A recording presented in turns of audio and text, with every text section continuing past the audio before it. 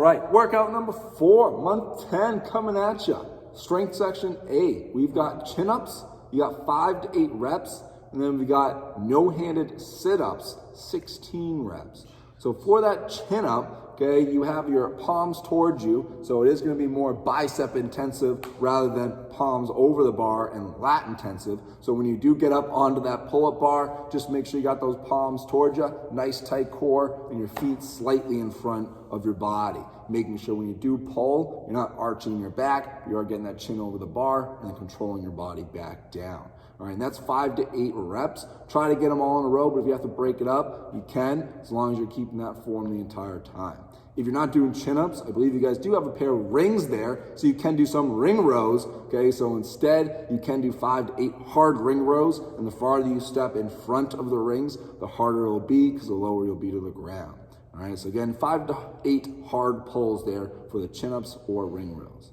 The no-hand sit-ups is on the ground with your feet either flat on the ground or butterfly, but either way, we're looking to get our hands across our chest because it's no-handed. We want to toss our shoulder blades back to the floor, keep our lower back as glued to the ground as possible as we sit up and then get that chest past our knees, or at least close to it. But again, this is a no-handed sit-up and it is for 16 reps, so you get some abs after this for sure.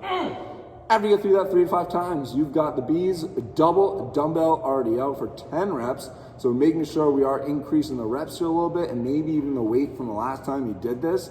But it is those 2 feet on the ground underneath our hips. You've got that unlocking of the knees and we have that nice tall chest hinging forward. If you can reach the ground with the dumbbells, awesome, but only if you can maintain that nice tall chest and flat back.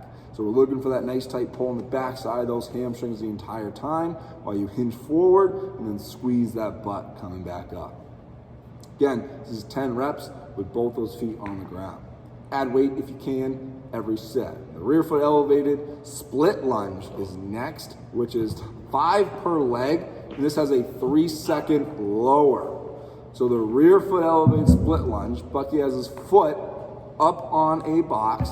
If you want to do this with no weight first, you can. And then if you want to add weight after, you can as well. But you want that front foot as far up as you can so you have room for that back knee to travel to the ground.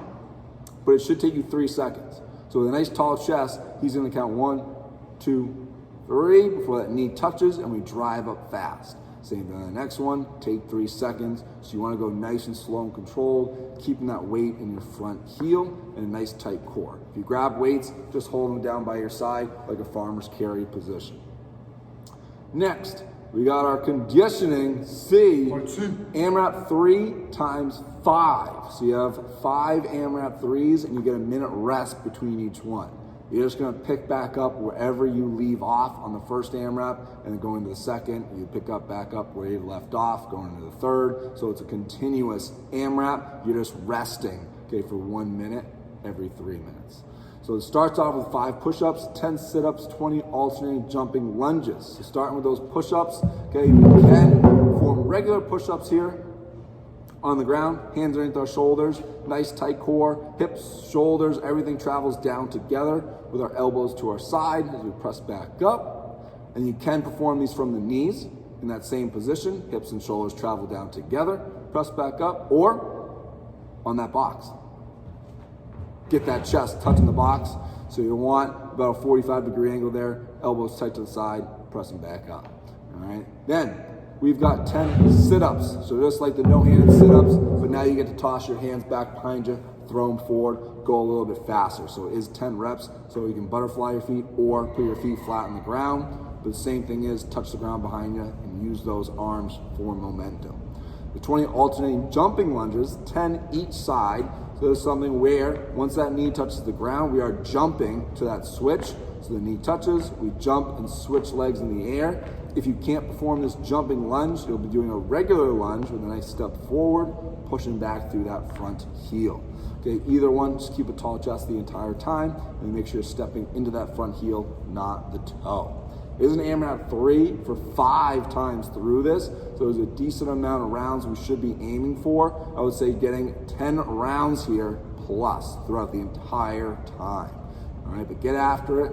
Workout number 4.